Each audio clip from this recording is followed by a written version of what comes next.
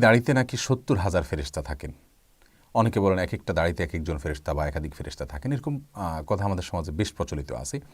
এ সম্পর্কে একটা হাদিসও অনলাইনে পাওয়া যায় যে একজন সাহাবী, তার নাকি ২টি দাড়ি ছিল।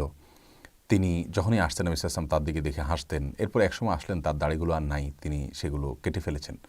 নবী আলাইহিস সালাম দেখে বললেন যে, "কী ব্যাপার? তোমার দাড়ি নাই কেন?" তিনি মন খারাপ করেছেন। তখন লোকটি বললেন, "ইয়া রাসূলুল্লাহ, আপনি হাসেন দেখে আমি দাড়িটা ফেলে দিয়েছি। আমি মনে করছি আপনার ভালো লাগে না।" নবী আলাইহিস সালাম নাকি তখন বলেছেন যে, তোমার দাড়িতে ২ জন ফেরেশতা ঝুলেছিল, আমি সেজন্য তাদেরকে দেখে হাসতাম। এই যে হাদিস নবী সাল্লাল্লাহু আলাইহি ওয়াসাল্লামের দিকে সম্বন্ধ করে করা, এই হাদিসটি আপনার অনলাইনে অনেক জায়গায় দেখা যায়, কিন্তু এর কোনো ভিত্তি খুঁজে পাওয়া যায় না। যার কারণে আমরা বলতে পারি এটি ভিত্তিহীন একটি কথা। বিধায় দাড়িতে ৭০,০০০ ফেরেশতা থাকে একেকটা দাড়িতে, অথবা একজন বা একাধিক ফেরেশতা থাকেন, এরকম কোনো কথা হাদিস দ্বারা প্রমাণ পাওয়া যায় না। নবী আলাইহিস সালাম দাড়ি লম্বা করতে বলেছেন, আফুল্লুহা আর খুল্লুহা, দাড়িকে ছেড়ে দিতে বলেছেন। অতএব দাড়ির ফজিলত বোঝানোর জন্য তার এই নির্দিষ্টই যথেষ্ট।